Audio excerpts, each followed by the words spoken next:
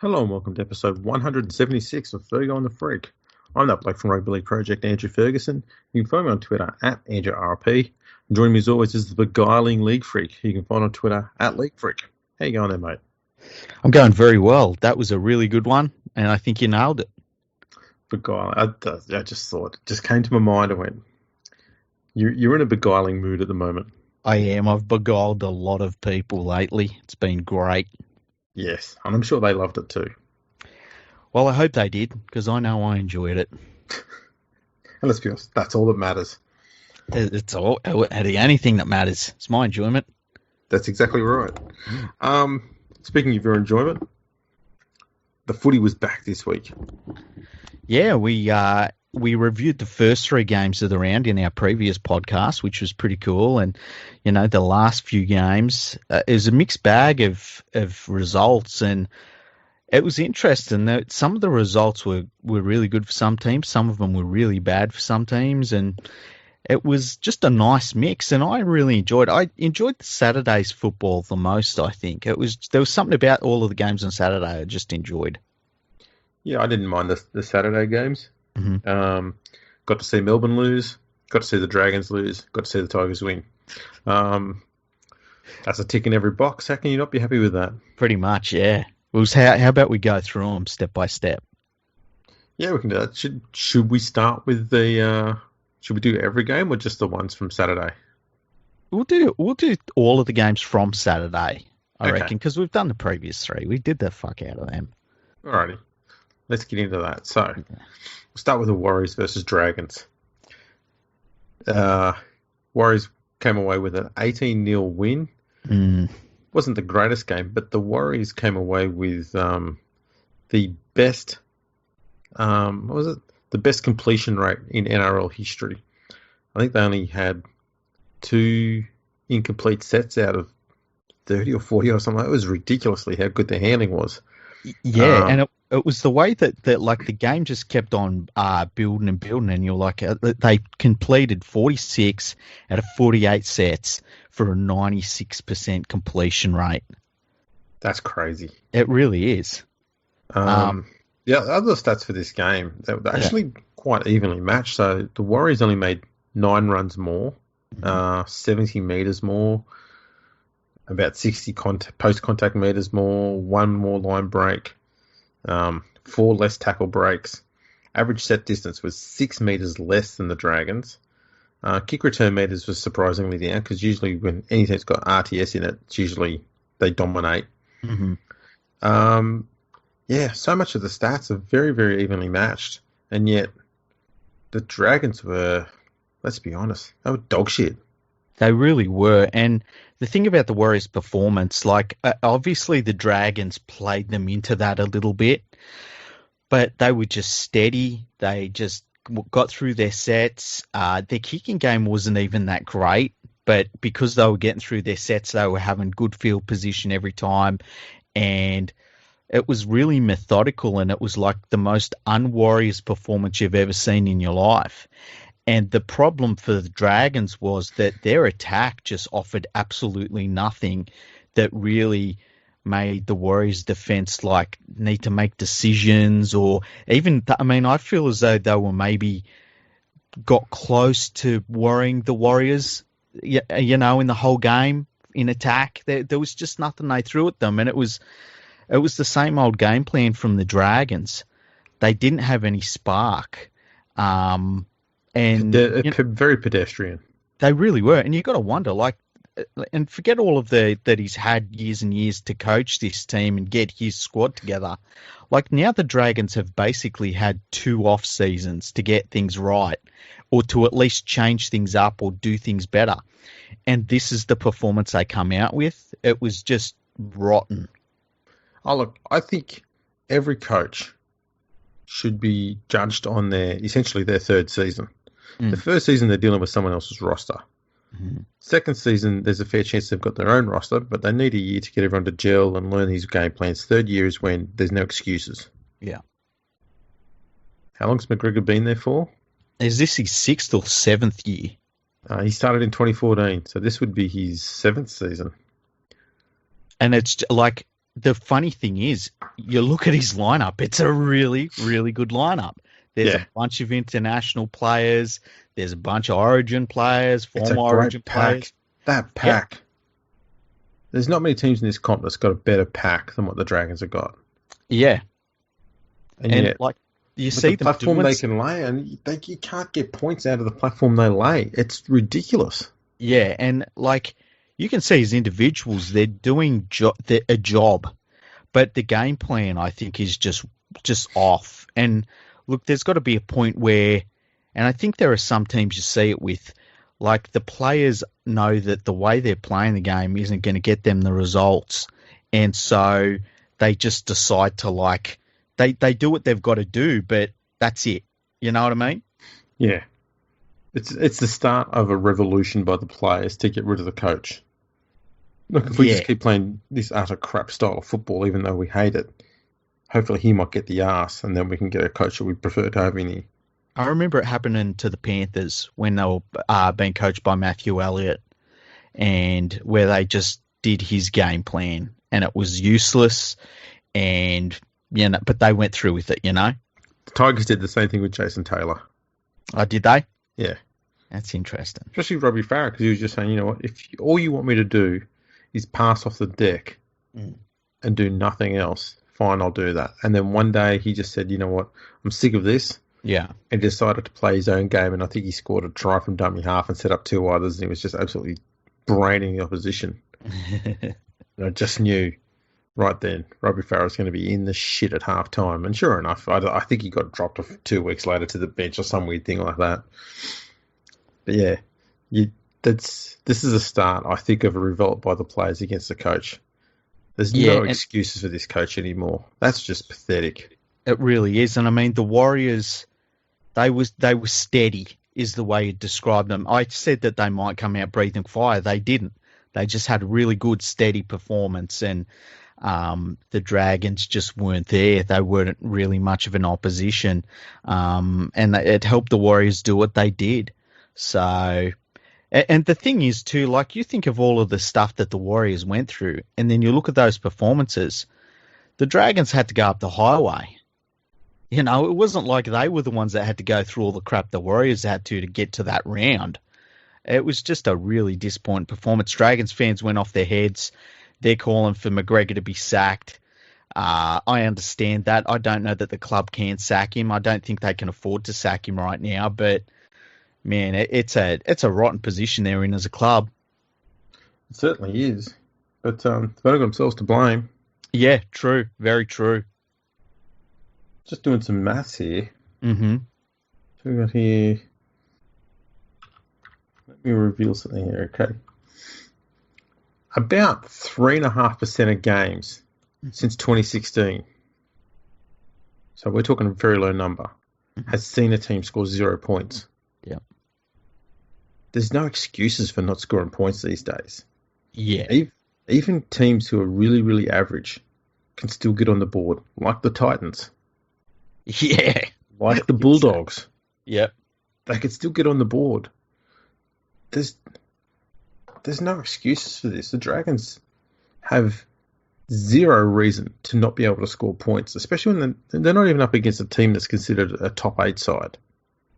No, they're a side that they were fighting with last year for to avoid the spoon with. Exactly. I don't think anybody, if the Warriors did better than bottom 3 teams, I think everyone would be surprised by that. Yeah. Oh, and I think this weekend haven't the Dragons got are they playing the Bulldogs this weekend? The following, let me have a look. Yeah, they are. Yeah. Monday. Is that a Monday night game? Oh, yeah, it's a Monday night game. Man, that's going to be... Can you imagine if the Bulldogs flog them? I put it to you. If the Dragons don't come away with a 30-point win in that game, I can't see McGregor lasting any more than 6 weeks. I think if the Dragons board had any balls, they would have him gone within a month if they can't put on a good score against the Dogs. I would agree, but I don't know that they can pay him out. They're going to have to, otherwise they're going to end up just constantly losing. Even when the Tigers had no money, they kept sacking coaches so they found the one they wanted. Penrith did it. Yeah, at some point you just got to go, you know what, we have to take the financial hit. If we want success on the field, and that's your ultimate moneymaker, you got to get rid of the coach because there's no reason why they should be playing that badly. Then again, right, say you're looking at this year, and every team's probably going to lose money this year. At the very least, this is like, it's unavoidable, the financial hit that every team's going to take. So it's not like, say they have a rip-roaring season from here on out, and they say they sack McGregor, but they have a rip-roaring season here on out. Are they going to make any more money than if they have a terrible season? You know, and it'll obviously affect them next year, but maybe next year they can eat a year or two of his salary once they've sacked him and have a new coach in place. I just don't know. If they can afford to sack him and they lose to the Bulldogs next weekend, I would say that he has to go immediately, quite honestly. Yeah. And if they smash, like if they get fucking smashed again, I don't think he would fall on his own sword. Of course he won't. And leave that money on the table, but they've at least got to have a meeting and say, look, Paul, it's not working. He's utter trash. He's terrible. His record's not good at all. And the team it's just at a point where there needs to be a change because everything has changed except the coach. And this thing, I heard some of the people in the media talking about how they didn't think that the halves were a good mix. I'm going, how are you blaming the halves here? Yeah, you can't. Like, one consistent thing involved with the Dragons' failures over the last years is the stupid bloke who's coach. Yeah, and exactly. He's getting worse, not better. Yeah, and the problems that they had before, say, Hunt got there, are still there. And, like, I've seen Hunt have some really good individual games for the Dragons. It's not like you watch Hunt and say, man, he's really dragging them down. Like, the whole team is terrible. The whole team's playing rotten. They are. Oh, no, he's just bad. They need to get rid of him big time. They really do. Next game. Sharks versus the Tigers. And look, I think if the Sharks hadn't have been in the news for all the wrong reasons in the week before this, they probably would have come away with a win here. But as much as the coach will never admit that they were distracted, I think they were. The Tigers won 28-16. The Sharks' defence at times, like the try that David Nofaluma scored in the second half, there's just a line drop out. He's picked the ball up out wide. He's just done, what every winger does when they get the ball and they hit it back. They just do a bit of a shuffle towards the line. And then he just walked straight through, I think it was Josh Dugan and Chad Townsend. Townsend came off not long after that, and it was revealed later that he had a hamstring complaint. Yeah. There's no excuse there for Dugan, though. You're playing in the centres. You've got to be a better defender than that, and both of them just let him go through. And you can see in the replay, when you watch the head-on, Wade Graham's coming across. He's just one player away, too far away to be able to be involved in the tackle. Yeah. And he's looking at his two teammates out there, and he is fucking ropeable. Yeah. You can see it on his face. He hasn't said anything. You can see it on his face. He's staring at him like, if I could bash you two right now, I would. This was a weird one because early on the Sharks looked pretty good, and it was mostly because of Wade Graham. Wade Graham was on fire early on in this game. I didn't get to see probably the last 60 minutes of this match, so I didn't see the Tigers really coming back into the match, unfortunately. I just saw the best of the Sharks. But I did see when Townsend went off, and that's a very big loss for them because now they don't have the depth. I tell you what I did see was Sean Johnson throwing no-look cutout balls to the fucking touch judge and then blowing up at his outside backs because none of them caught the ball. And it's like, dude, you're throwing these balls out in front of these guys, and they're obviously cutout balls, but who are they to? Like, he was absolutely terrible. And I mean, if I was the Sharks, I'd be sitting down this week and saying, man, we can't go ahead with him. Let's try and offer him to a Super League club, because they got him last year and his performances were very up and down. But towards the end of last year, his performances were down, down, down. You know, it was like that bloody advert, the prices are down. I know it's for a competitor, so I won't say their name, Andrew, because, you know, we stick solid here. But, yeah, he's terrible. He's trash. I'd get rid of him as soon as possible. I put it to you. This weekend, it's looking like the Sharks are going to have a halves combination of Matt Moylan and Sean Johnson. Fuck. Do you think there's ever been a more overrated and exorbitantly overpriced halves combination in NRL history? That's a difficult one.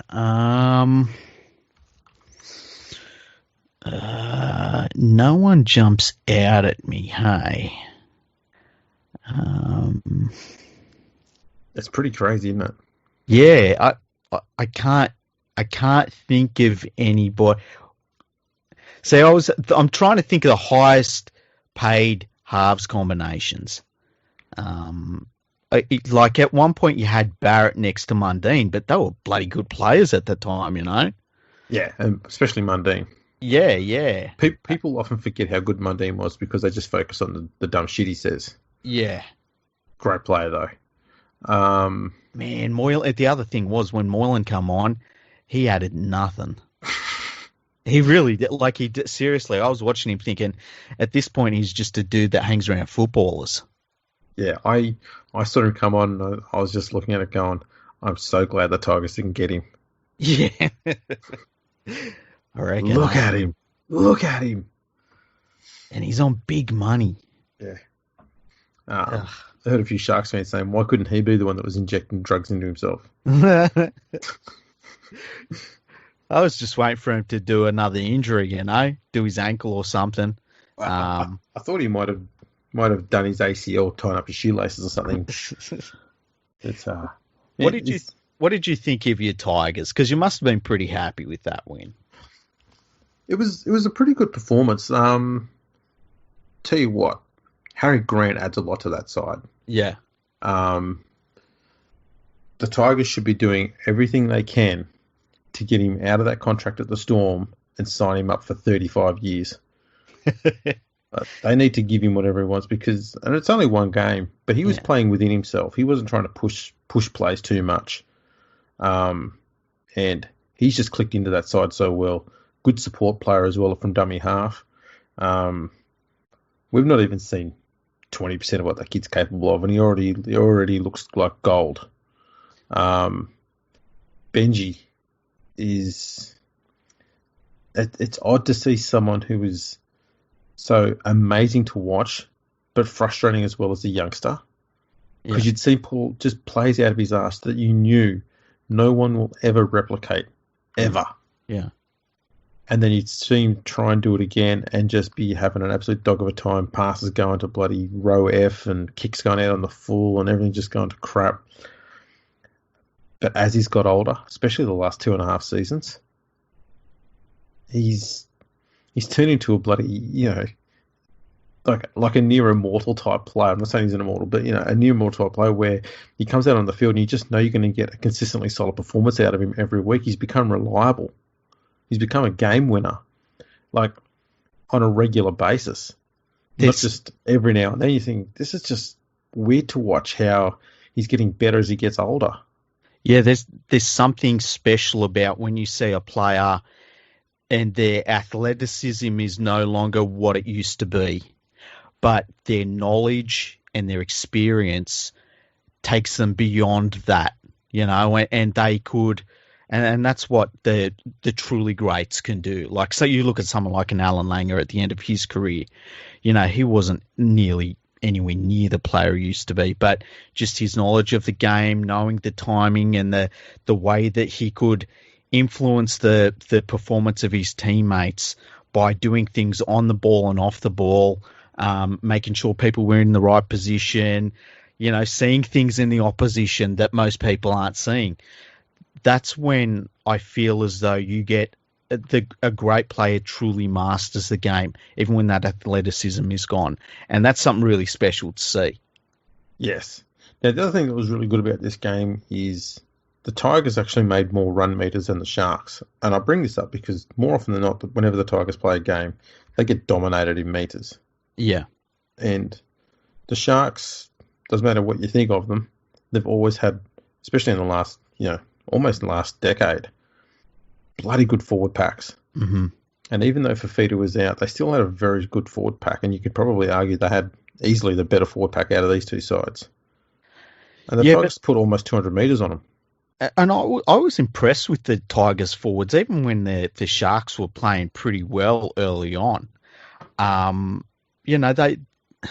one of the problems that the Tigers have had. They've been easily bent back, And in this game, they were really putting it to the Sharks forward pack early on, even though the Sharks had the better of the running. So that did surprise me a little bit, and it's a good sign to see, because this is a team that hasn't had a good forward pack, like a good balanced forward pack, going back to when they won a premiership.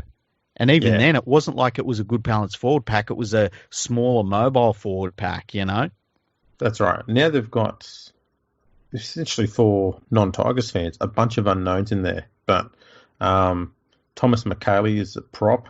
That kid's an absolute beast. And Luke Garner on the edge out there in the second row, he runs some sweet lines. And he's got to try off one of those good lines. Just strong, committed, not fearing the contact. You don't see a lot of back rows who are like that anymore. I mean, players like Curtis Sirenen is like that now, but it took him several years to get to that point. They've got some good young blokes that have come through. And it's good to see that Madge has decided to give those guys, a red-hot crack for 2 seasons before thinking about whether he should replace any of them or not. And some of them are starting to really come good now, which is bloody good to see. It really is. And, how good is it to see a Tigers forward pack where you're watching them and you're like, oh, he's a big dude. Oh, he looks strong. Oh, he looks athletic. Yeah, he looks like a prop. Yeah. He isn't barrel-chested. He isn't short. He isn't slow as fuck. He wasn't playing 5'8" last week. Yeah. He isn't a former centre. Yeah. Oh, thanks, Sheens. So, yeah, it was a pretty good one. Other bad news for the Sharks, 54 missed tackles. That's terrible. That's really unforgivable. Terrible. Especially for a team that prides itself on its defence and always has done. That's disgraceful. Yeah. And, I guess the thing that when I was watching this Sharks game, I was thinking about how they have that DNA in them. And eventually that DNA, that toughness, that pride and stuff, and we've seen it with the North Queensland Cowboys in recent years, where at one point, remember that season they lost Scott and Thurston, and everyone was like, well, write them off, but that winning DNA was still in most of the players that were still there. Yeah. And it got them to a grand final.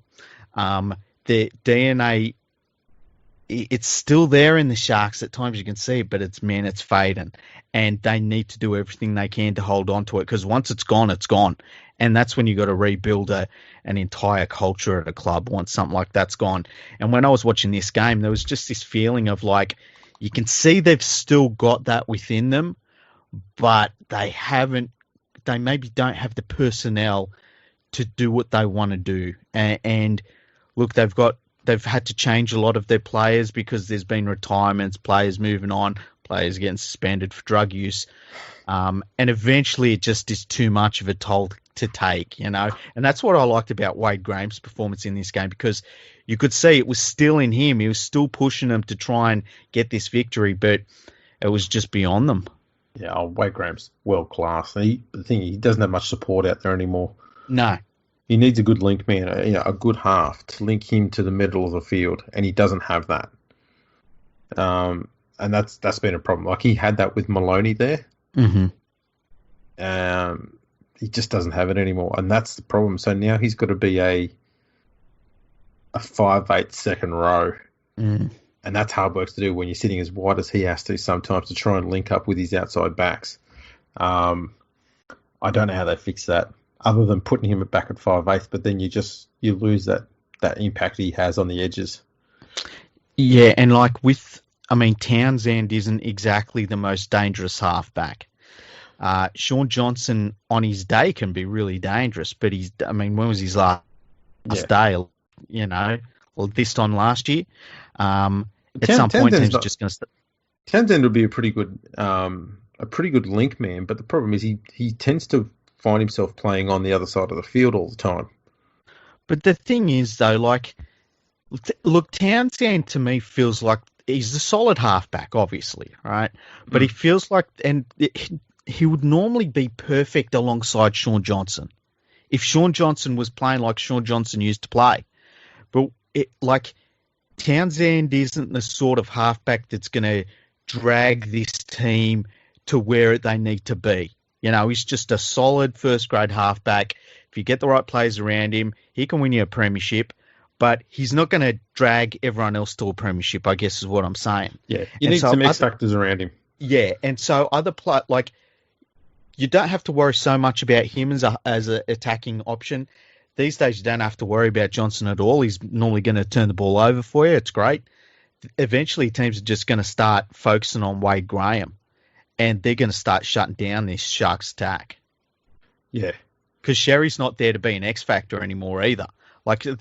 Last year, at least they could throw it to Sherry, and he could make something out of nothing because he was so big, fast, and strong, funnily enough. Yeah. So... Well, they do have an X factor in William Kennedy at fullback, but he's not being used in that way. He's just been used to do kick returns at this stage. They're pretty much telling him, be Valentine Holmes before Valentine Holmes became a test player. And kick returns, that was it. And that kid can be so much more. And I guess the thing is, you got to look who he's running off the back of too. Sean Johnson ain't throwing him good passes. No, but all he's got to do is hang around Wade Graham. Get out on that left edge there. Hang around on the inside of Wade Graham there.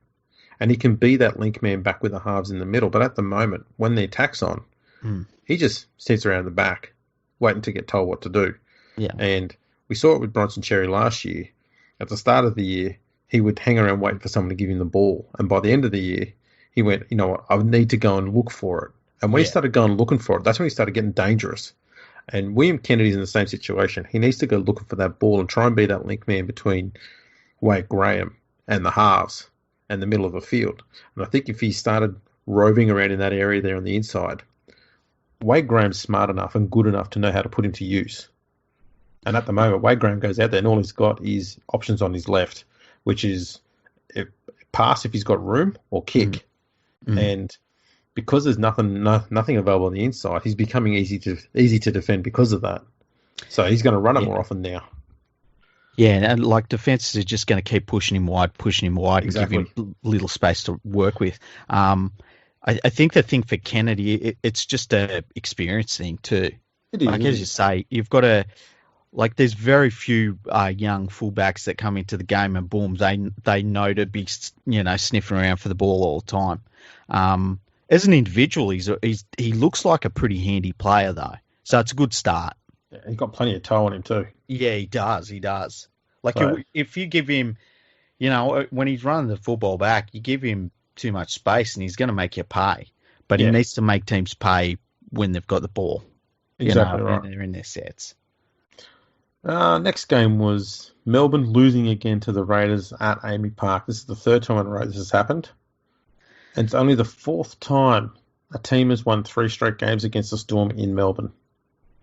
Yeah, and they were just the better team. They were flat out the better team, and I thought the Storm would probably win this game just based on the fact that their record to start seasons is fantastic, and this was like a new start for the season. But the Raiders were just a far better team, and I think that the Storm played pretty well. But they just couldn't match the Raiders, and bloody our man, he played well. The slinger. Yeah, you know what? As much as we do have a bit of a track record of hanging shit on English players, George Williams, mate, I had him down after watching this game, man of the match. And you know what it comes down to? There were 2 great tackles he made One of them everyone saw. He smashed one of the Storm players. Mm-hmm. But 2 tackles later, he put on another good hit on Cameron Smith, which shut him down when he was trying to rove out a dummy half. Yeah. I never saw him defend like that when I was watching him play in the Super League. So it's good to see that he's got that on him. But his attack was unbelievable. Yeah. And dare I say it, he's improved his Canberra side to a point where I think Canberra out-Melbourned the Storm. They just played the Storm's game better than them. Well, I tell you what, I mean, you think last year they had Aiden Caesar as their halfback. And it's not hard to upgrade from him, right? He's a reserve grader. George Williams, I didn't think was a good option. I think he has put on weight over this lockdown. He just looks bigger to me than he did. Yeah, and it's good weight. It's around the shoulders. Yeah. He hasn't put on fat weight. I'm talking like this. He looks like he hit the gym hard. Yeah. The pass that he put on out wide, there was a couple of passes he put on out wide actually, which were like, oh man, that's some pretty cool stuff. Peachy. Sorry, go on. Peachy passes. They were just sweet. Yeah. And the combination with him and Jack Whiten, because Jack Whiten is such a monster when he gets the ball in his hand. Like, I mean, he's incredible as a ball runner now as a 5'8". The combination between the two of them, because they're physically going to be difficult to deal with, behind this pack that they've got, which is absolutely outstanding, this pack. Man, they're really looking good this year. I do have some inside knowledge on the training regime that George Williams was doing to get that upper body muscle on him. And what is that? Just lifted up his, his giant hog. He's just got this fucking weapon, right? He's absolute man beast. So, someone said to him, like, what's your best weapon? And he just gives you a wink. He's like, And then thud. Yeah. He is, I just think that, like, in 20 years from now, Canberra is going to have a really good footy team. There's going to be a lot, and they're all going to have Williams as a surname. Yep. And they're all going to have these massive snozzers. But it's all right. Oh, no, he was fantastic. He really was. Yeah, that's what she said. Now, I was going to say, the funny thing about this game too, stats-wise, is Melbourne dominated all the stats, except for completion rate. Like, they had 10% more possession, 55 to 45%. They had the ball for 6 minutes more. Completion rate was atrocious for the Storm, 27 from 40, 68%. But more runs, over 100 more meters, more post-contact meters, more tackle breaks, 10 of those more. Set distance was more. Kick return meters was more. How do you be better in every statistical department and lose by such a big margin? Especially when you're the Melbourne Storm. Because you don't have a halfback.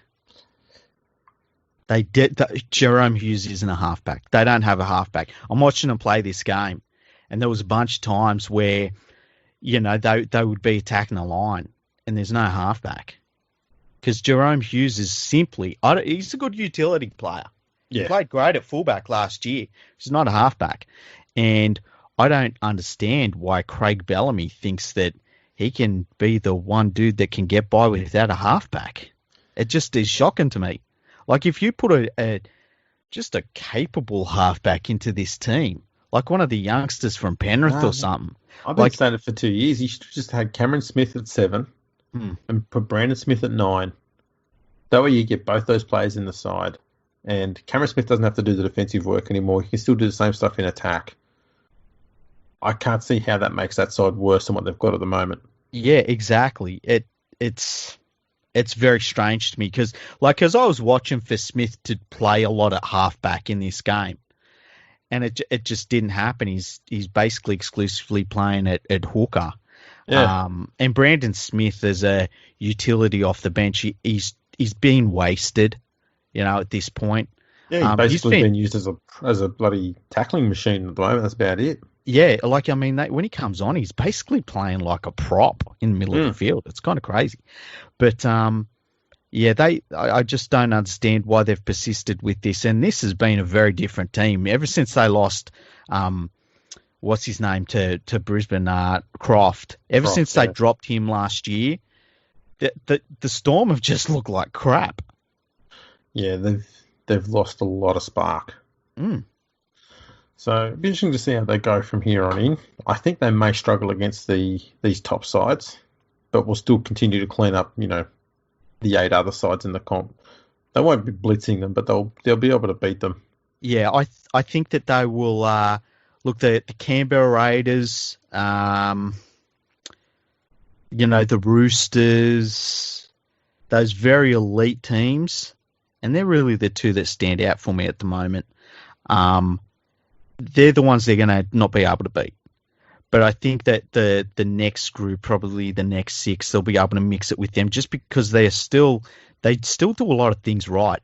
Yeah. But when you've got to have that real cutting edge, and that's where you've got to have a good halfback, that's where it's going to fail for them. Exactly. Now we get into today's games, the Sunday games. And the undefeated Penrith took on the undefeated Knights, and they both decided that they'd both remain undefeated at the end of the game. Yeah, it was a nice one. It was a 14-all draw. A lot of people backed Newcastle to win this purely because Penrith were without without Nathan TikTok Cleary. Yep. So when Penrith got out to, was it 14-0 lead or 14-6 lead? Everyone's going, oh, maybe Penrith's going to win this. Well, and then the Knights very slowly drag themselves back into the game to level it up with about 12 minutes to go. The real story was this: in the first 10 minutes of the game, they lost Mitchell Pearce. It was maybe 3 minutes in, something ridiculous like that. He got blasted. He got his head in the wrong place. And then they lost another couple of players. Glasby went off at one point with a HIA as well. Connor Watson. He did a syndesmosis, I believe it's called, high ankle sprain. And so the first 10 minutes, the Knights were just completely devastated. They'd lost all their key players. And then on top of that, Penrith had all of the possession. They had all the field position. And they basically did for the entire match. And I was worried about 10 minutes going into halftime. I'm like, man, we haven't got enough points. And just going into halftime, the Knights scored under the sticks. I think it was, what's his name? The dude that played, Jacob Saifidi. Yeah, that shouldn't have played for New South Wales last year. Because Matthew John said he should have, so all of a sudden he was playing. Yeah. And when he crossed, I was like, this is really not good. And it turned out to be not good because they just offered nothing in attack. And I actually put a poll on Twitter, and it was like, what's the Panthers' best attacking play? Was it a one out hit out, a two out hit out, or a crossfield kick? Because that's their entire playlist for the game. That's Ivan Cleary. He did the same thing at the Tigers. And it's not good enough. No. Especially when you don't have if he had the Dragons forward pack with Kickow in there, you'd be able to do it. But and the thing was, we had a couple of young halves, and that's fine. I thought they played all right. No, they were pretty solid. Yeah, look, Mansour was fantastic. O was fantastic. They were pretty good across the park, but when you're playing that style of play, NRL teams will tackle it all day. Yeah. And, and the Knights did. 7 missed field goals in Golden Point. Oh, that was bad. And this is, again, the reason why Golden Point's a bit stupid. I like it. Because that's all. No, but this is all teams do, is they just turn up and they just have cracks at field goals and missed it. There needs to be some sort of incentive to go for a bit more than just a field goal every time. See, I didn't mind it. I thought it was exciting. Yeah, it should do for Golden Point. What? I've thought about this. Okay. It's not a Matthew Johns idea. Okay, that's good. It's not Duck Duck Goose. I'll leave that one for you. Okay. Instead of having the 6 tackle rule, 10. 10 tackle. Ooh, yeah. Oh man. Ah, I'm trying to find a reason. First of all, let's get this out of the way. It's a dumb idea, right? Of course it is. Okay, but in saying that, I'm trying to find a reason why it wouldn't fix Golden Point immediately, and it fucking would. Of course it would. Because, god damn it, you just fixed Golden Point. You son of a bitch. Because see, this is the thing. The solution to most of the problems in rugby league are usually dumb ones. Yeah, Because no one's thinking of it. Everyone's thinking of the complicated ways of fixing things. yeah. You got to go dumb every time. Sure, 10 might be too many, but more tackles than 6. Maybe an 8 tackle set. Because that way you're going to pretty much make sure you get into the opposition half and get maybe 2 plays in the attacking zone. How about this? How about this? Because we're trying to take the dumb factor out, but keep the oh my god factor in, right? So what if you go for a field goal and you miss it and it goes dead? Get the ball back. No. 2 balls on the field. No, it's the other team gets to tap the ball, but from the 30-meter line. That could work. And a 7 tackle set. Yeah, something like that. What if they had to tap it from the 40-meter line? Because then no one's going for field goals. See, that's the thing. Because what you want to do there is make teams go, okay, we want to try and win this game, but we need to know that there is a massive risk if this play doesn't work. Yeah. So I don't mind that one either. Because if you miss that field goal attempt or if it goes dead, actually you should just have it. If you miss the field goal, it's a 40-meter tap restart. Because there's no way that there'd be like, I'm trying to think of the players in the competition right now who would be like, hey, it's me. I'm taking this fucking field goal. I think Cameron Smith would do it, and you would let him do it. And even if they lost the game, you've got to sit back and say, well, dude, it's Cameron Smith. Of course, you've got to let him take that field goal. He's kicked them and stuff like that. Whereas if it's someone like, say, for instance, a Mitchell Pearce, run up to Mitchell and saying, hey, Mitch, let's just fucking pass the field goal, man. Let's just go for something else. Yeah, just kick for touch. We'll take the scrum. We'll take the chances down there. Yeah. I think that would fix it. And what if on the 40-meter line they paint a little like gold circle? So that's the Golden Point tapping circle. Sure, why not? Because I'd like that. That'd be nice. The golden ring. Yeah, pretty much. Oh, hang on a second. We call it the barb zone. You got to tap the ball. If they kick a kick for a field goal, they miss it. You get to take a 40-meter tap from the barb zone because it's a golden ring. I'm sold. Trademark that shit and send it to the NRL. We're going to need our direct line to Peter Volandis. So get Buzz Rothfield on the phone right now. Exactly. Buzz, we've got an idea. Now, the other game was the last game of the round. Manly beat the Dogs 32-6. And when I say Manly, I actually mean Tom Trbojevic because he scored 2 tries and set up 3 others. He was the difference in this game. I don't care what anyone says. You take Tom Trbojevic out of that game, and that game was, it was basically a bore-a-thon. Let's face it. Was phenomenal. All of the things that were good about this game originated in Mrs. Trebojevic's womb. I agree. Think about that. The one play that stood out for me was when Jake set up a try for Tom. Tom's second try. Mm-hmm. Jake got the ball on the right-hand side. He's going to the line, but you could tell he's going on a bit of an angle, so he's going to be passing the ball. Yeah. Tom's behind him on his left shoulder, and as he's starting to sweep around, a decoy runner goes through on Jake's right, and Jake just pops this delicate little ball up. Doesn't look. He just knows Tom's going to be there, and Tom just runs on it, goes straight through the gap and scores a try. You look at it and go, yeah, that's a good try. You watch it again and actually realise how good that whole play was. Mm. Just fucking glorious to watch. I loved it. I sat there on a replay and just watched it time and again and went, I don't know why. It just looks so fucking brilliant. I loved it. Just that sleight of hand, yeah. Yeah. I tell you, the other outstanding thing about this game was hearing Steve Roach try and say Trebojevic in about 15 different ways. Well, as I mentioned on Twitter, he was using the Buzz Rothfield pronunciation version. How does that sound? Trebojevic. Yeah, there's no R in there, and there's a D for some reason. Yeah. Time and again, I went, hang on, didn't Blocker work at Manly for quite some time in defence? I think he might have, yeah. Yeah, surely he should know how these kids, pronounce their surnames by now. See, the good thing about the Seagulls is there's another young Trebojevic on the way. Trebojevic.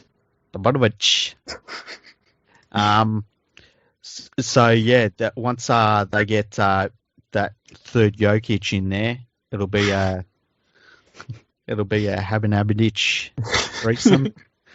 Poor old Blocker, but yeah, great, yeah. Ruben Garrick had a horror night with a boot, kicking 2 from 7. This game could have been, 42-6. Yeah. Bulldogs were. Let's be honest, they were crap. Their attack threatened no one.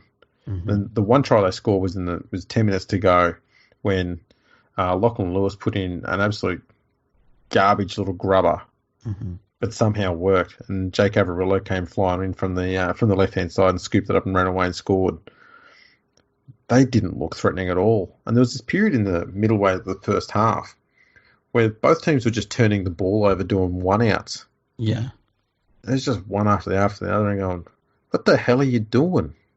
See, the thing about the Dogs, there's just a talent gap, and it doesn't matter really what they can do. I mean, you can coach them and say, look, we're going to put in all the effort and things like that. But if you've got that talent gap there's really nothing you can do other than put in a plucky performance. And when you're not putting in that performance, you're just getting beaten like this, where it's like they were never in the contest. And I just think that it's something the Bulldogs are still getting over. They're getting over the Des Hasler, Raylene Castle period still. Yeah. And I think they're going to be getting over it for a couple of years yet. Yeah, at this stage, I'm thinking probably another 2 years, but it's some of these numbers. Like, Manly made over 500 metres more. Well, 670 post-contact metres, which is... Oh, my God. 200 post-contact metres more. 8 line breaks to 0. 43 tackle breaks to 11. Kick return metres, Manly 256, Bulldogs 92. Well, the numbers it's insane. Yeah. And I just don't know what you say to Bulldogs fans other than you just got to go through it for the next couple of years because they should turn it around. But that's the thing is that some of those numbers are suggesting there's not just a lack of talent, but sometimes there's just a lack of application by players as well. Well, you look at DWZ. I mean, you should be getting more, kick return meters out of him. Absolutely. This is a guy that in a test match was running the ball back like a monster. And I can understand if he doesn't want to, throw 110% in while the Bulldogs are getting smashed and he's playing alongside mostly reserve grade talent. But, man, you got to get more than 100 metres. I mean, this is a fucking NRL. Every single fullback should be, apart from Clint Gutherson, should be able to get 100 metres running the ball back. Oh, exactly. It was nowhere near good enough from too many of the Bulldogs players. And I think because they've got so many players in there who are, not out and out world-class players, but they put on a lot of strong performances. A lot of people in the media sort of let them off a bit going, they're gallant and they're valiant and they're putting up a good fight considering their squad. That talk needs to stop because that's just justifying some of these bad performances.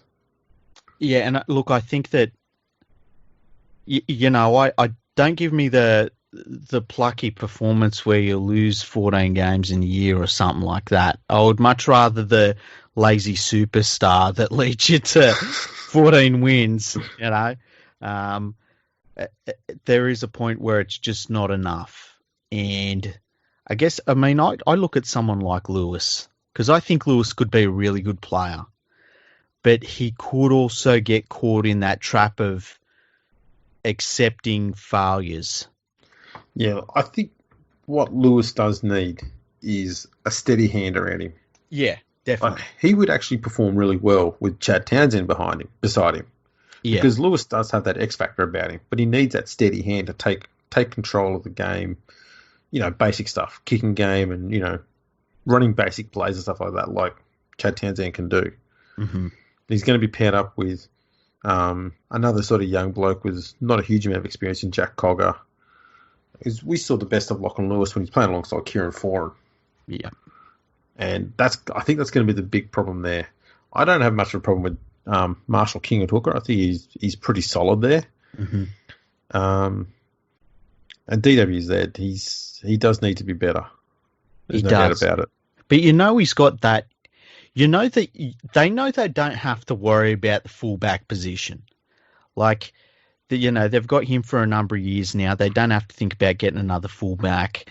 There's just so many positions they do need talent in, and I was watching this game thinking they need to put Hopper Whitey back at fullback. Oh, really? DWZ can go on the wing somewhere. Maybe that could be the kick in the pants DWZ needs to realise that if you want to be the fullback, then you've got to be better than Hopper Whitey at it, because Hopper Whitey was very good there. See, the thing about DWZ, I mean, even when we had him at Penrith, like, he wasn't that bad at Penrith. He would put in, even his worst performance was a pretty solid performance, But then he would also have these games where it was like, man, if he does this every week, opposition teams are fucked because they're not going to be able to stop him. And we've really missed him since we got rid of him. Like, we haven't had an attacking presence at the back at fullback at Penrith since we got rid of him. But he needs to bring that consistency into his game. And if he does that, he's going to be like one of those monsters at the back that you only think of, like an Inglis or a RTS are really the only fullbacks I can think of where you're like, oh my God, this guy at the back's a fucking giant monster that we've got to deal with for 80 minutes. He's really the only other player that can put himself in that category. But you got to do it consistently, and you can't have those games with, like, 92 kick return meters for the whole team is ridiculous. He should be getting nearly that and a half. Yeah, that's right. And the thing is, he hasn't really had a standout game yet for the Dogs. No. And he really needs to lift that a lot. Yeah, because he got what he wanted. He's a fullback. He got that that fullback role is his. No one's taken it off him. Now show us why you wanted to be the fullback. And I look at it from a Panthers point of view, because I was pissed when they got rid of him. Really fucking angry. You can't be upset looking at the performances he's put in as a Panthers fan, because he was on pretty big money. And the performances he's put in since he left the Panthers are just not that good. Fully agree. Yeah, I've got one last stat. Okay. Which goes against the trend of some of my stats. I think I know what this stat's going to be. Well, this is actually a positive one about Mitchell Moses. I know what this stat's going to be. Well, maybe. I've got a few about Mitchell Moses with his stats here, the positive one. Okay, so this year, Mitchell Moses has scored the same amount of points as the Melbourne Storm. Mm-hmm. He's also scored more points than the Warriors. He scored more points than the Bulldogs. He scored more points than the Titans. He's actually scored twice as many points as the Titans. Wow, that's crazy, eh? That's after 3 games. He's having a good year. He's having a good year. I can't put it past him. Do you love him now? No. But I can recognise when he's playing well, and I'll let people know that I recognise he's playing good footy. Okay, just say he wins the Dahlia medal. Mm-hmm. And look, he's probably on track right now. Very early, but he's on track. So he wins the Dahlia medal. Takes takes the Parramatta Eels to a grand final victory. Clive Churchill medal, right? Pulls on his first Blues jersey, number 7. Starts kicking field goals and doing all those things that, Mitchell Pearce can't do. 3-0, and then Australia needs a halfback, and so in comes, Mitchell Moses, halfback, number 7, beat Tonga or New Zealand or whoever the fuck we end up playing the one-off game against. Can I change that last bit to something more impressive? Okay. Because he lines up for Lebanon. Yeah. And leads Lebanon to their first ever victory over Australia in a test. Mm-hmm. Yeah, we'll go with that. Would you then love him? No. Okay. At least you're consistent. Exactly. I'll sing his praises when he's done something good. Yeah. I still won't like him. That's fair enough. I'm trying to think of a player that I just didn't like. And you know what? There's not many. I didn't like Andrew G. That's a random one. I know. I fucking didn't like Peter Ryan. I thought he was a dirty player. I didn't like Stephen Kearney as a player. I thought he was a dirty player. And of course, anyone that's a pom. Of course. I can justify that. Yeah. If you haven't already. Well, I spent 20 years doing that shit, haven't I? I mean, Exactly, by now, if you don't understand what I think of Pommy Rugby League players and people and... Except for George Williams. Except for George, the immortal George Williams. Hell yeah. How funny is it that, plays 2 alright games and 1 really good game in the NRL, and people are just fucking shooting ropes over him? There's nothing short of, jubilation. It's like, can we all just calm down, Well, I'll put it to you this. Yeah. Do you think he's the best halfback Canberra's had since Ricky Stewart retired? I think he is... Look, on 3-game performance, I would take McFadden ahead of him. Really? Yeah. Seriously? Seriously, yeah. Trying to think of other halfbacks they've had. They had Lincoln Withers, but he was a bit of a different halfback. Well, they had the other Pommy, Blake Austin. Oh, Blake Austin, yeah. Nah, he was shit. Terry Campese, obviously. Todd Carney. See, I think of them as 5/8 more than halfbacks. Well, Carney played almost 40 games at 7.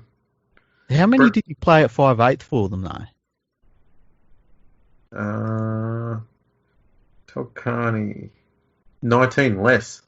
Wow. See, I just think of him as a 5/8. So, yeah, I'd take Todd Carney ahead of him, for sure, definitely. Mark McClendon? See, I think of him as a 5/8 as well. Okay. How many halfback games? Brad Drew? Yeah, I'd take Brad Drew ahead of him.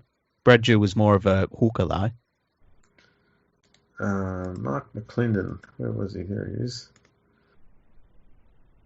He played 53 games at 5/8 and 35 at halfback. Okay, yeah, that makes sense. Wow, I felt like he played longer than that for the Raiders. Who else we got here? That's it for the players who have played more than 20 games at halfback for the Raiders. There you go. Which says to me that there's a fair chance he's right up there, alongside the likes of Sam Williams, Aiden Caesar. Yeah, well, and Josh that's where you're McCrone. aiming for. It's not a real high list. Yeah. You're not vaulting into some rarefied air or anything. No. So. I'm comfortable with who I named, Dan. McFadden, I would definitely take McFadden ahead of him. McFadden's a player, solid halfback. I'd put Williams right up there. Who's Sam Williams? No. Oh, George Williams. Yeah. Okay. Our boy. Yeah. the Coxman. Can we call him the Coxman? I think we should. If anyone in the NRL deserves to be called the Coxman, It's George Williams. He's the only one that needs that name. Yeah. Yeah, absolutely. So whenever we're talking about George Williams, hashtag the Coxman. Yes. Has to have the in it, though. The Coxman. Yeah. Yeah. I had got one more stat. Okay, hit me with it. Okay. Ruben Garrick missed more points from failed conversion attempts tonight than both the 1999 grand finals have scored this week. Oh, wow. That's pretty interesting. Because he missed 10 points. Yeah. And Melbourne and the Dragons combined scored 6. Wow.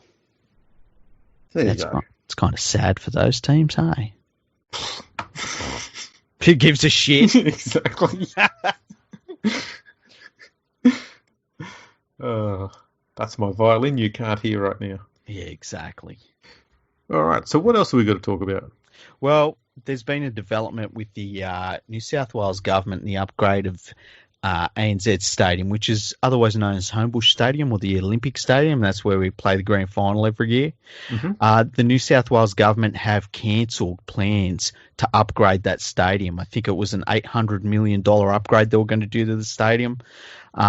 And now that those plans are cancelled, the NRL is now threatening to move the grand final interstate unless the New South Wales government provides upgrades to suburban grounds, which would be like to basically, ripping them down and rebuilding them. So the NRL is looking to target having a stadium in the southern area of Sydney, which would cater to the St George Illawarra Dragons, as well as the Cronulla Sharks and maybe even the Canterbury Bulldogs, but that's a little bit up in the air, the Bulldogs one. They would want a brand new stadium in Campbelltown. They would want a brand new stadium that would be for the Penrith Panthers at Penrith, and they would want a new stadium on the North Shore that would be used by the Manly Seagulls. These stadiums are supposed to be around the 20,000 seat range, and it's a bit of a change of tact, I think, and it's something that I could see happening. I've said that I think that Penrith will be the next team that gets a new stadium, just because I think Penrith City Council will want to come to the table in that regard. They already moved the trotting track to get use of some land that was the trotting track was using. So that area of Penrith is being developed anyway, and I can see the Penrith City Council jumping on board. The Panthers are obviously a massive influence in Penrith, and so I think they'll get the next stadium. But it's interesting that the NRL has changed their tact on this. What do you think about it? It all sounds good in theory. Yeah. My question is, how much money does the NRL think that the New South Wales state government has? Well, here's the thing, right? It's hard to justify building a new stadium right now. But I think the idea is that you wait a couple of years and then you start pushing this, agenda with the New South Wales government. I don't mind it because I think for the massive games that we have, ANZ Stadium does the job for State of Origin or Grand Finals. Where it doesn't do the job is when you start to get to crowds probably below 50, 40,000. Then it starts to be not a real good venue. But now that we have Parramatta Stadium for those games, or we can even use the upgraded Sydney Football Stadium, which will have, I think, a capacity of about 40,000 from memory, 50,000 maybe even. We're going to have the stadium infrastructure that we need for the game in the immediate future, and for these suburban grounds for the long-term future, it would really be great for the game. And I still think the Olympic Stadium is going to get torn down and rebuilt in the next 10 years anyway, despite this. Yeah, I've always been pretty open to the idea that we have 3 or 4 venues and that all the Sydney teams just play out of them. Because to me, especially if you make them decent venues, then that makes sense. Mm-hmm. And being a historian, obviously I love all of the old grounds, but if you're being realistic, you can't be playing at those anymore. They're just not good enough. Yeah. I think the main thing is going to be where you're going to put the one in the south. And I think they probably need to look at somewhere not too far south. You still want it to be reasonably accessible to people in the CBD. So I wouldn't be having it past Hurstville. I'd be having it north of Hurstville. See, I don't really know that area of Sydney well at all. Like I've only been there a few times my whole life. I know that going to Cogra Oval, it was rotten to get to, and the parking was fucking outrageous. It was just so dumb. I couldn't, and I was going. You got to keep in mind, I'm going for Canterbury Cup games. I can't imagine what it's like for an NRL match. The Sydney Football Stadium upgrade, I think, is a bit of a waste, but it's going to be there. That's already happening right now, so might as well use that. I think South should move back there. But I think that I could also see the likes of, Parramatta obviously, but I could see the likes of the Bulldogs, even South Sydney. I could see a lot of them teams deciding to make Parramatta Stadium their new home, because once you've been there and you understand what a good ground it is and how modern it is and how nice it is to be there as a fan, it's just hard to go back to anything else from that. Yeah, absolutely. No, that's definitely good for some moving forwards, I guess. Yeah, I guess the only thing that it would probably be the end of Leichhardt Oval. What would you think of that?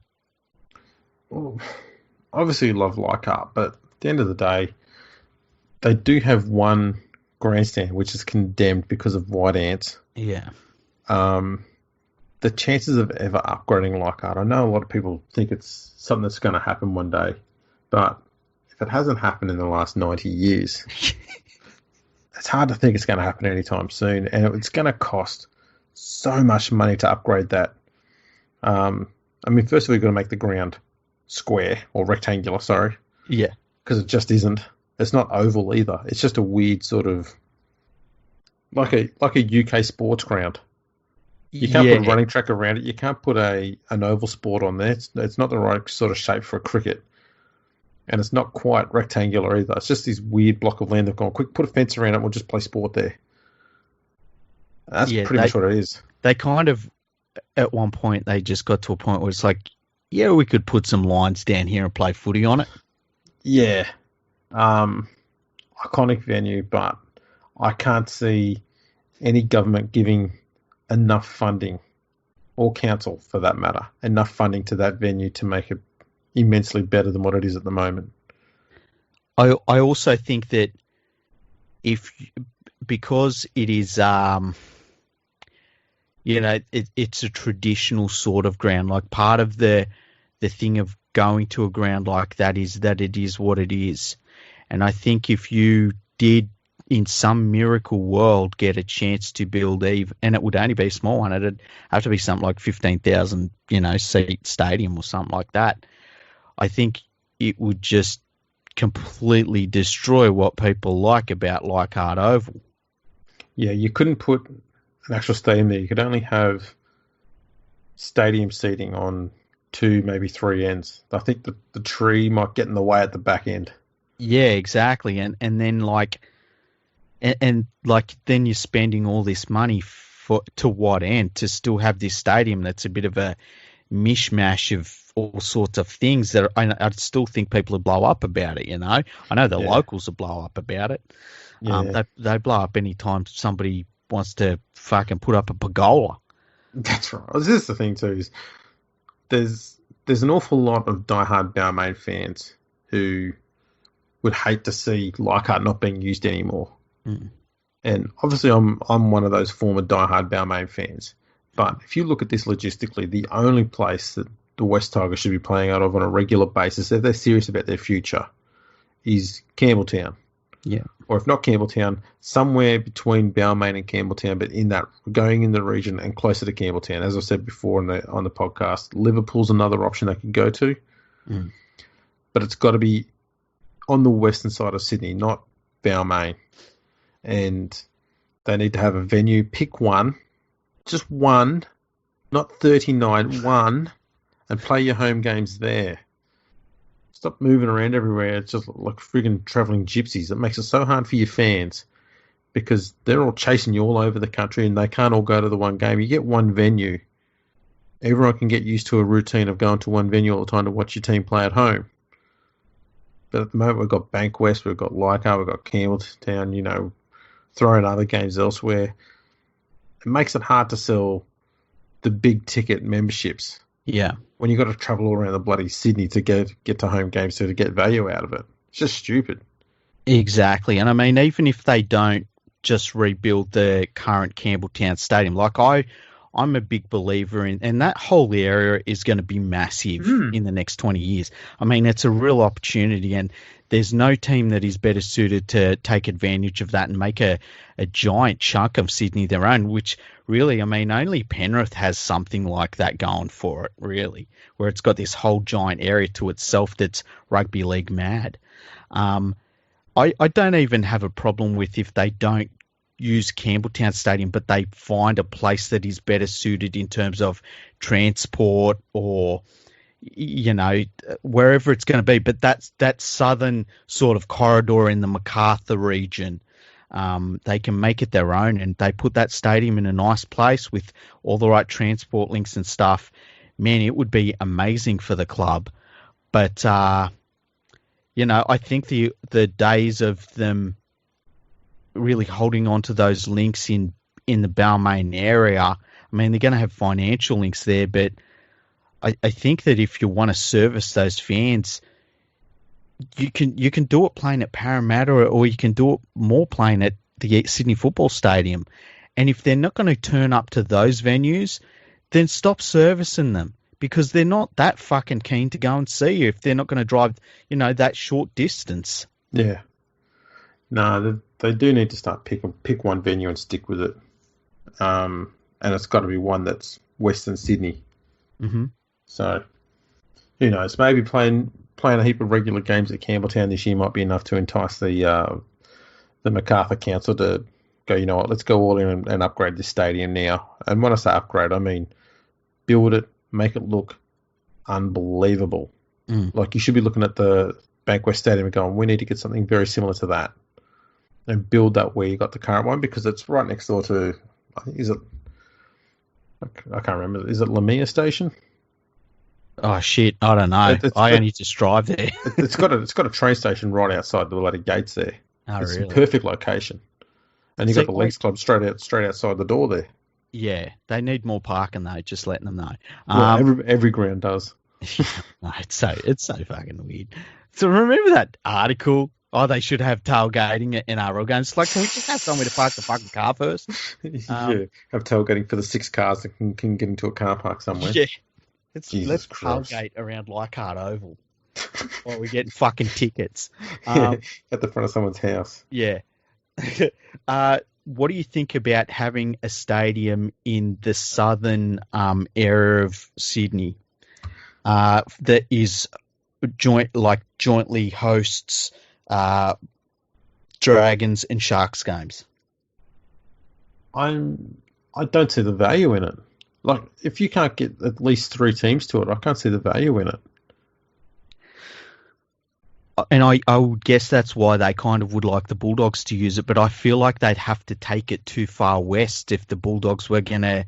Well, if you can get it somewhere around Hurstville at the most southernmost point, it's somewhere a little bit north of there, and getting between Newtown and Hurstville region, then that's going to be, I think, close enough to Bulldogs area for them to be able to access it. But if you go further south of Hurstville from there, it's just going to be a pain in the ass for Bulldogs fans. I'll just go, why don't we just go to Bankwest instead? Yeah, and look, I think that, if I was a Bulldogs fan, I'd want to go to Bankwest. Yeah. Personally. It's not that far from their current stadium. I think that they'd be able to get a really, really, really good atmosphere at the ground. And I would try and shake things up. I mean, Bankwest Stadium has the ability to have standing seating on the ends, because they set it up so they could do it for the soccer. If I was the Bulldogs, I would try and aim for one standing end for the games, just to try and mix it up from the Parramatta games. I feel as though a stadium, if they did get one in the southern area, and it reminds me a little bit of the Wakefield and Castleford thing in in England, where it's like, yeah, you're rivals, but you'd get so much out of sharing a stadium. And that, look, they're very close to one another. They're not that far from one another. But I do feel as though the Dragons would be like, we're not fucking signing off on anything that isn't built in our area. Because if it's not in our area, we just won't play there. We'll go to the Sydney Football Stadium. Because I think the Dragons could play at the Sydney Football Stadium and get good crowds there, because their supporter base is pretty good. Yeah, I wouldn't be surprised if they could do that either. I don't really see the value in putting a stadium in the south, especially when one club already owns their stadium down there. I mean, it may not be world class and hold huge crowds and stuff like that, but Shark Park is owned by the Sharks. So I don't really see the value in putting one down there. Probably try and upgrade that stadium if possible, but there's no chance that the Dragons would play out of it. No, so you'd probably have to get the Dragons to just go to the Sydney Football Stadium instead. Or, no, that's probably the only option. There's no point having them at Wollongong. Well, what if the New South Wales government said we're not building this stadium that you want in the south, but what we will do is we will upgrade Wollongong Stadium, but the Dragons have to play their Sydney games at the SFS and nowhere else, and they have to lock into a 10-year contract to do that. But and I'm talking a 50-50 split. You play at half your games at the SFS, half your games at your new Wollongong, and it's not a new Wollongong Stadium, it's just an upgraded Wollongong Stadium. I don't know. Because if I'm the Dragons, I don't mind that, because no one else is going to use Wollongong Stadium except the Dragons. And as I said, I think the Dragons are one of the few teams that could go to the Sydney Football Stadium and say, hey, we're a Sydney team, and it would actually work, and not change their name or anything. It's just, they've got that sort of following. And I also think the fact that it would mean that the Sharks will forever be stuck at Shark Park, there's that factoring into it as well. Yeah. That south area is tricky. There's just not enough teams that service that area to justify having a stadium there. Yeah. So, and given that Sharks own their own, you're pretty much just trying to do something to service the Dragons more than anything. If they can go to the Sydney Football Stadium, then they should just do that. Now, looking north, right? Manly's the only team we've got on the North Shore, and you obviously building a stadium where the current Manly Stadium is would be utter fucking madness. Yeah. You and I have talked about it would be great if the Manly Seagulls serviced the whole North Shore of Sydney, and if they built a brand new stadium that was close to road links, close to public transport, and just was in the perfect ideal location on the North Shore, that could also, have an A-League team playing out of it, which I'm sure the A-League would love that. That would be the ideal scenario, but how do you convince Manly to not be smack bang in the middle of Manly? I think you say to them, look, we're going to build a 20,000 seat stadium on the side of what used to be North Sydney Oval. You can use it for free, or you can keep playing on that dog shit, asbestos-riddled shithole that you got at the moment at Brookvale, and do you pay think whatever it's you got to that pay good? out there. I've been there twice, and I really regretted going there the second time. And it's not even to do with how I feel about Manly. I just think it's just a garbage venue. Yeah, it really is. Like, when you're there, you're kind of like, I can't believe we're doing this still. Yeah, and furthermore, you look at it and you're going, governments have spent lots of money upgrading that more than once. What did they spend the money on? Pies?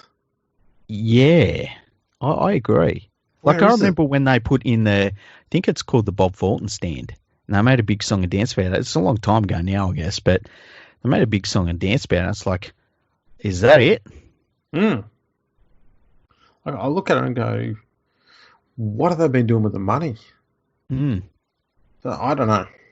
Sorry, Manly fans. You probably love your ground, but I've been willing to ditch Leichhardt Oval, so don't be expecting any sympathy from me if I'm telling you to ditch your ground for North Sydney Oval. You know what? I wonder if North Sydney Oval is heritage listed these days. It possibly, well, the stands maybe. Yeah. But they've only got 2 stands, haven't they? You could leave them there and build brand new seating on the other side of it. But change the shape of the ground to a rectangle. I feel as though if you even hinted at doing that, and look, I don't necessarily disagree with you, all right? But I think if you hinted at that, you would have a fucking lot of people that would say, hang on a second, this is one of the last traditional like venues that you could have in Sydney that is it's obviously not a modern facility, right? But there's still it's kind of like Henson Park, where it's like there's something that you can have here which is a little bit special that we shouldn't get rid of. Mm-hmm. And I could see where no politician is going to say, yeah, fucking tear up the fucking fig tree and let's do this shit. Yeah. It's a tricky one. Yeah. Because obviously Central Coast is just up the road as well. And Manly probably want to go to the Central Coast more than North Sydney. Well, what if the NRL goes to Manly and says, we want to buy a license, and then they can do whatever the fuck they want with that team, and they end up calling them Sydney. The North Sydney, and they name them after some sort of large carnival. Calm down, Greg Florimo. Somewhere Greg Florimo's turning in his bed going, fucking what? Do I have to be on TV somewhere? And the Central Coast is a dead duck. There's never going to be an NRL team on the Central Coast ever. No. But I could see where the NRL decides to take the Manly Seagulls license back, even call them the Manly Seagulls again, and says this is going to be a whole north of Sydney team, a northern region team, and they're going to play out of this brand new stadium. Call them the Northern Beaches Sea Bears. The Sea Bears. That would be great, the Sea Bears. That would go down well. Or the Bear Eagles. The Bear Eagles. Oh, Jesus. The Bear Eagles. Yeah, you're coming up with some gold ones. I'm trying to think of some, but the Bear Eagles is maybe the best one. The Northern Bear Eagles. I think that's the way to go. Yeah. I'm in on the Northern Bear Eagles. There we go. See? We've solved that problem. Yeah. Sorted that out. That was easy. We fixed stuff here. Yeah. Oh, and by the way, on top of that, about 7 years from now, we tear down ANZ Stadium. We build a rectangular, indoor, 80,000 seat stadium that Sydney deserves. Because if Perth can have a big stadium, fucking Sydney can as well. Exactly. I mean, Perth is a fucking outpost. It is. It's the most isolated major city in the whole world. Yeah. No, that's fair enough. Yeah. Should we have it one seat more than the MCG? Just so that every year when you have your grand final, the NRL grand final just has one person more than the AFL grand final. Look, it would be funny, but that should be the basis for every ground that gets built. Is what's going to be funniest. That would be. You know what I was thinking today? You know how we talked about we would do an episode where it was a bit of like a what if, and it was like what if things changed and stuff. And then I was thinking about like if you had have even said in March that at the start of May we're going to be playing games in 6 venues in the whole of Australia, and they're going to be no fans there, but people will pay $25 to have a picture of themselves put on a bit of cardboard that will be sat in a stand. People would think you were absolutely crazy, right? Yeah. And it made me think about like how crazy will we get? Like, will these cardboard cutout fans just be a regular thing at grounds? Because I could think of worse ways to sell something online as a club, and you think of how many teams have like nobody sitting behind the goalposts. Maybe this might become a regular thing that we just like don't think about. I'm sure the Gold Coast Titans and they're going, this is a great idea. Yeah. Like we can't sell memberships, so maybe we can just sell the fact that we've got shit crowds and just say to people, you can help us out by buying a cardboard cutout of yourself for $20 and we'll leave it there for the entire year. Yeah, like I think I would do if say Penrith did something like that. I'd pay $50 for a cardboard cutout for a year. Why not? Absolutely. And look, even on the idea that if they sell out a game, your cardboard cutout gets taken out the back and is sat down in the pile. Like, they can sell my seat, but if the seat is there empty, my cardboard cutout's going to be there too. Yeah. It's a way of getting more than capacity for your crowd because you've already got been paid. You know, you're selling one seat twice in some cases. Yeah, exactly. I don't know who came up with this idea, but it's brilliant. Look, it's a really good idea. But it's funny how, like, something that if somebody had suggested it 3 months ago, you would have said, you're a fucking, what the fuck is wrong with you? Like, you're on some of that sherry shit. Yeah. Like, now, it might be just something that we're used to. Like, you go to a game and, you know, when it's getting close to capacity, you might be sitting in the same row as, like, 250 cardboard cutouts of, you know, Joseph Goebbels and me. Fucking Anne Frank and, you know, Gandhi and people like that. It would be weird. Well, I'm sure there'll be checks and balances. Like, they're not going to let the people from the Matty John Sunday show design who's going to go in there. Yeah. Well, you don't let anybody that's doing the Matty John show do anything, really. No. It's bad enough they've got a camera and an audience. Hey, did you watch any of the footy shows or any of the intros or outros for any of the footy? No. I didn't watch the footy show. I haven't watched it. I'll be honest. I haven't watched a footy show for at least a decade. You're not missing anything. I did watch the pre-game and stuff on Fox Sports today, and they had Ben Ikin on. And man, I wish that I had $1 for every time that Ben Ikin talked himself into one idea, and then 5 minutes later talked himself against the idea. It was great. It was fucking entertaining. And look, I'm not even bagging him because you got to be on for that many hours talking about footy. And some of these games, you know, there's not much you can say about them. You're just going to talk yourself in circles. Fuck, he did a good job of that today. He's the best. He's really good. God bless you, Ben. You need to eat a bit more. I think he's lost a bit too much weight, but I got no problems with him. And Braithen Astor, let me tell you, some fucking good stand-up comedy. But he is the best. He doesn't even know it. The subtlety that he uses, like he makes you think he believes this stuff. Yeah, and the timing. Oh, it's impeccable. He always picks the right times, mate. He's absolute genius at it. He doesn't even realise it. Nathan Highmarsh offers the same amount of insight as a brick. Yeah. Like, I know he's loved, but come on, man. Yeah, just stick to being the laughing stock on Matty Johns' mob. You do that job well. A straight man. It's kind of sad, isn't it? It is. And Michael Ennis on commentary.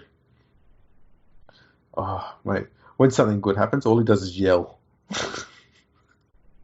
Yeah. I love his enthusiasm. But you don't need to yell so much, Mick. And listen, okay. Fuck it, I'm going to say it.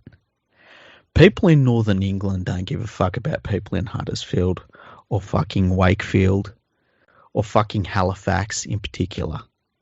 So if you're a commentator and you're giving shout-outs to people in Halifax, no one else gives a fuck, okay? Stop doing it. You might want some friends, but it ain't working, okay? Because no one in fucking Halifax can afford a TV. I know it. I've been there. You don't need friends in Halifax. Haven't they got the wireless there? They don't have anything worthwhile. They changed their team's name to the Blue Sox at one point. They don't deserve shout-outs, okay? Yeah, but in their defence, no, they saw the error of their ways and they stopped calling them Blue Sox. Yeah, and who gave a fuck? No one. They still died. It's that shit needs to stop, Okay? It's just a bit of comedy. It's not fucking comedy. What if Braithen Astor said it? Well, Braithen Astor would make it funny. Okay, Braithen Astor would make it really funny. But, yeah. Can you imagine if Braithen Astor just started giving shout-outs to places in Greece? That would be fucking funny. That would be genius. You don't give shout-outs to people in fucking Halifax, all right? And where have we shouted out? That's, Tamworth? That's not a shout-out.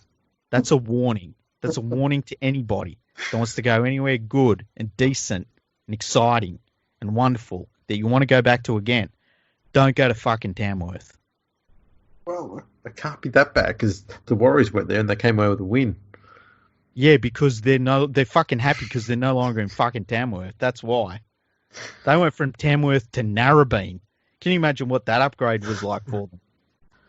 Oh dear. I feel conflicted right now because you've walked down the garden path and I don't know whether I should just let you keep walking down there or whether I should shut the gate and say, come back. Why? Is there somewhere you think I should go? Is there something you think I need to talk about? No. I just think you've headed down there. Yeah. I don't know whether to rein you in or whether to let you keep going. I think I'm good. You're good, okay. Yeah. That's good.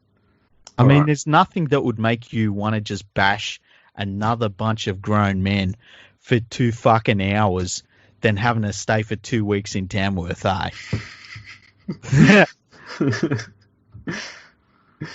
Yes. Like, they stayed in Tamworth for 2 weeks. I was so fucking bored that they completed 94% of their census. They're so fucking brain dead after being there. They were so bored. Loads, no nothing. They were so bored they watched St George Illawarra Dragons games. Yeah. And devised game plans to beat them. That's how bored they were. They sat through them and stayed awake. There's something in it. I'm telling you. You take your team out of Auckland, which they call the Jewel of the North Island of New Zealand. I don't know what they call it. Who gives a fuck what they call it? But I have heard it being called the Brisbane of New Zealand. That's not very nice. Brisbane of New Zealand. That's fucking hilarious. By the way, can we say, let's just fucking trash the third biggest city in Australia. There's not much to do in fucking Brisbane other than go to a Broncos game or a State of Origin match. Or defecate in the river. Yeah, that's about it. That's what everyone else does. I mean, how does it get that colour? It's like, oh, you should check out South Bank. It's like a fate. I'm not impressed. This is what we call local markets. So we just go to the shops. Yeah. Yeah. Oh, we've got live music down there. Yeah, so does every fucking pub in Sydney. Calm down. Well, that's when they're open. Well, yeah, they used to be open, yeah. Wow, we've really trashed a lot of places. Yeah. Is there anywhere you don't like? Or do like? Or do you don't like big cities, do you? No. That's why I live in them. You just every single day you wake up and hate fuck yourself in the city, don't you? That's why I walk around going, this place is fucked. Yeah. So why don't you move? Nope, don't want to. You're the second angriest person in existence in Australia outside of the fucking UTI pirate who just wakes up every day and says, I'm going to watch another fucking game of rugby league and I fucking hate it. I better write about it. Well, that and Mark Latham. Yeah, he's pretty angry.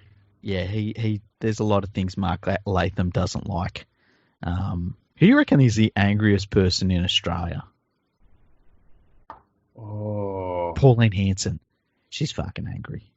Yeah, she is a bit cranky. Yeah. That's probably a politician somewhere. It'd be one of those two. Yeah. They're a bit loopy. They really are crazy arseholes. Yeah. Well, not to say we haven't gone off on a tangent. I don't think we have. No, this has all been on point. Exactly. All right, let me look at the script. Bag Tamworth, attack politicians. Yeah, we're on script. Okay. When did we start doing scripts? Oh, we've been doing that the whole time. None of this is off the cuff. Ah, that's all right. I'm actually reading the script as we do this. Is the bit where I ask you if we had any emails next? I'm supposed to... Hang on, let me read this. Feign surprise, pretend to look at the emails. We actually did. Hang on.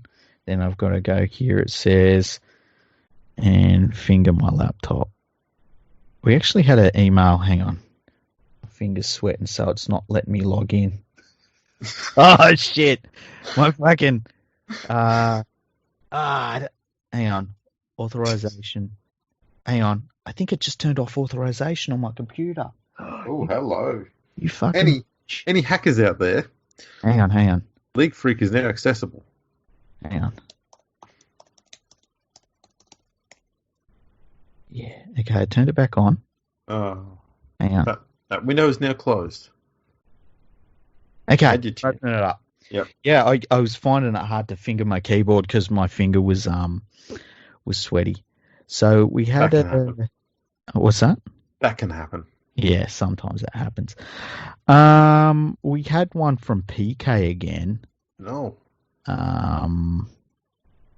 Okay, so I think this was... I don't know if this was meant for the podcast, but he... We're about to find out. Yeah, we'll find out. He said... Okay, he says, just quickly, I couldn't believe the article over the weekend in the Sydney Morning Herald by Hugh Skid Marks. And he said, why do people watch rugby league? Marks asks, after securing an estimated $70 million in saving over the next 3 years for Channel 9. Marks is the CEO of Channel 9. He said, anyway, PK says, can someone explain to me why that with 2.5 years left on the contract with Nine, which is plenty of time to settle back into the normal game, we decided to renegotiate for unders in this dire financial time for the game, other than to please the mainstream media and Channel 9. Heard any criticism/critique yet since it been signed off on Thursday? Timing was suspect as well, just before the first game back, trying to hide bad news possibly. And then I think this is from Hugh Marks again. It's a quote that says, because they want to watch Parramatta play the Bulldogs, that tribalism of the game is actually its strength. How do you enhance tribalism? You enhance it by empowering the clubs to do more. If money is going to things like administration or the bunker or integrity units or multiple referees or a digital platform, money isn't going to clubs. And then PK said, I could go on all day, but I would love for you guys to just rip into it. They don't even hide it now. It's just sad for the game. And he says, cheers. Right. Well, first thing we've got to remember is Hugh Marks has never had a single thing to do with rugby league other than trying to fuck it over so he could save money for his business. Yep. Secondly, why do clubs need more money when they're already getting every player's salary paid and getting a $3 million grant on top of it? They don't need more money. So all those other things that he mentioned that doesn't get money needs that money. Mm-hmm. But why would you spend money on things like an administration or an integrity unit? I mean, why would you do that, Andrew? Yeah. It's also worth noting here, whenever you see comments by Hugh Marks, you need to tell yourself, first and foremost, before you read anything, this bloke's a fucking idiot. Yes. And then you read it. Yes. That way you're balanced. That's the best way to deal with that. Yeah, keep in mind whenever you're listening to somebody from Channel 9 who would preferably pay the game no money whatsoever to show the game, you just write off anything they say. Yeah. Anything at all. We could probably say allegedly on there. Allegedly, yes. That's a good point. But they would. If you went to Hugh Marks and said, listen, the game of rugby league needs money to survive, but we will give it to you for free, you wouldn't even get to answer the sentence. He'd be signing a bit of paper that says, yeah, we'll take it for free. I'd still shit on it so that he'd try and get the game to try and pay him money. Probably. Yeah, I've got to get a better deal. Yeah. But, the attack on the NRL digital, they're still going for it, man. Mm-hmm. They're still going after it. And the only reason they're going after it is because it's good and they don't like it. And they will destroy anything good in rugby league if it saves them $1. Yep. It's better than anything they've got. You know, and this thing about tribalism, which is a load of fucking shit, and I say that as somebody that is the fan of a Sydney club, it's like, shove your tribalism up your ass. We've got to take this game to as many new places as possible. This game needs to be a national competition finally, and from there it needs to expand internationally. The best things that have ever happened in rugby league are from expansion. You know, tribalism. Is he talking about the Brisbane Broncos? Is he talking about the Newcastle Knights? Is he talking about the Canberra Raiders? Because once upon a time, they weren't part of the National Rugby League. You know, you go far enough back, you didn't have Cronulla either, or the Panthers, or the Eels, or the Bulldogs. Well, if we talk about tribalism and you look at the original 9 teams that came into the comp, only 2 of them still play. Exactly. You know, so this tribalism shit, you know, all it is a way to get the clubs on side. Yeah, and that's all they're doing. He's getting clubs on side because the clubs are more than happy to, you know, sling shit, I guess, at the NRL. Mm-hmm. Because the NRL needs the clubs. And the NRL has shown before that, you know, when the clubs are up shit creek, that they will throw more money at them to try and help them out. And so clubs have never been held responsible for their own inaction. It'll just continue to happen. Doesn't matter who the boss is. No, won't at all. And you know, they talk about all this wasted money. How many of these clubs are still paying millions of dollars to coaches that they've had to sack, or players that they've had to move to other clubs who still eat up their salary cap space, while they're all driving free cars that they negotiated through the club on their own behalf? You know, the biggest wasters in rugby league have always been National Rugby League clubs. Or clubs that are still paying fines for, you know, breaching salary cap and breaching other rules and breaching this and breaching that. Yep. Clubs that couldn't afford to pay the fines for breaching the salary cap rules. You know, clubs that said, oh, yeah, you caught us breaching the salary cap, but if you whack us like you whacked other teams, we will have to hand our license back. Yeah. Exactly. Well, that was a good email. Yeah, I think we gave PK what he was looking for. I think so. Can't be disappointed with that. Yeah. Can I give a shout out? Absolutely. Okay. The starting block. They changed their time to Fridays. They're now competing with the rugby league. Oh, fantastic. Yeah, it's been rough for them, Hang on. They're not competing with the rugby league. They're competing with the Broncos. Yeah, pretty much, yeah. And let's be honest, the Sydney audience are going to go in droves to the starting block. Yeah, and they should do, because the starting block is good entertainment. They've got 15% of sports coverage in their sports show, which I like that ratio. Wow, they've jacked it up a bit. Yeah, they started to move more towards sport. And so, yeah, I just want everyone to go and visit the starting block. You drop the K at the end, follow them, watch their shows. I like the fact that they chose to focus more heavily on sport at a time when sport is not being played at all. Yeah. That's genius. It really was. And that's why they're the number one podcast in all of the world, and while we're just sitting there way down the bottom of the heap going, how do you get to be that good? Of all of the personal journal podcasts I listen to, all of them are the starting block. I agree. They are the best personal journals podcast you'll ever find anywhere, ever. And Greeno and Boogie Bumper, they're both former guests on this show. They're both very good friends of ours. And, it's been a while since we did a shout-out for them, and I thought it was time we did another one. Agreed. And we should try and work sometime this year to either have both of them on our show or both of us on theirs. 100%. We need to do a cross-cast or whatever you'd call it. What would you call it? A four-way. A four-way, yeah.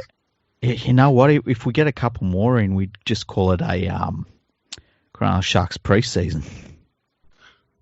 Or a Bulldogs one. Jesus, Andrew. That's uncalled for, Andrew. Why would you say something like that about a team like the Bulldogs? Who went there? That wasn't me. Oh, but I'm being factual here. Ah, dear. Well, that's a. Tell you what, this has been a mighty episode. Yeah, I wonder if anyone's left. We've been analytical. Yep. And brilliant. Mm-hmm. And then we've been other. Other. That's fantastic. Alrighty. Were you going to say we've got a review? A review? No, I said we didn't have any more reviews. Oh, okay. Yeah. Come on, people. Man. We only get like one a month now. It would be really nice if somebody just wrote a really nice review on Apple Podcasts for us. It'd be really nice. Give 5 stars. Yeah. That sort of thing. It'd be lovely. Yeah. Gets a bit lonely here doing podcasting and no one gives you any love back. Yeah. Yeah. People, if you want to follow us on Twitter, we're at FergoFreakPod. We're on Instagram at FergoFreakPod. You can find us on Facebook. You can find us on LinkedIn. We need to find some more social media accounts really to get ourselves on there just for the hell of it. We're also on YouTube. Check us out over there. We've even got all the episodes in playlists over there. So if you just want to listen to the history ones, you can go over there and check out the history playlist and just listen to all of those. Mm-hmm. Yeah, probably even going to start working on having some live shows coming up soon. Yeah, it'll be fun. That's why you've got to go to the YouTube page, subscribe, and then click the little bell so that if we go on, you'll get the little thing come up and it'll say, Fergo and the Freak is live. And then you'll be able to watch us live. It'll be good. Yeah, it'll be fantastic.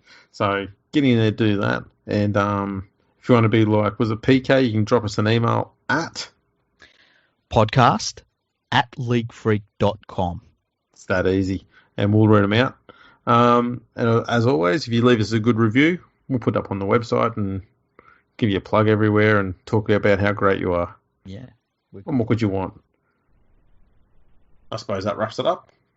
Yeah, pretty much. We hope you have a good week if you're listening to this in your car or when you're jogging or when you're putting in the hard yards. Isolating. Matter of fact, I've got one now. Oh, fucking Jesus. Put that away. There we go. And one other thing, just quickly. We are looking at having one of us and one of those cardboard cutout things at one of the games. Mm. Yeah, I think we know which one of us it'll be. Yeah. Yeah, so keep an eye out for that. It's going to be fun. It will. Thanks for tuning in, everyone. Catch you all next time.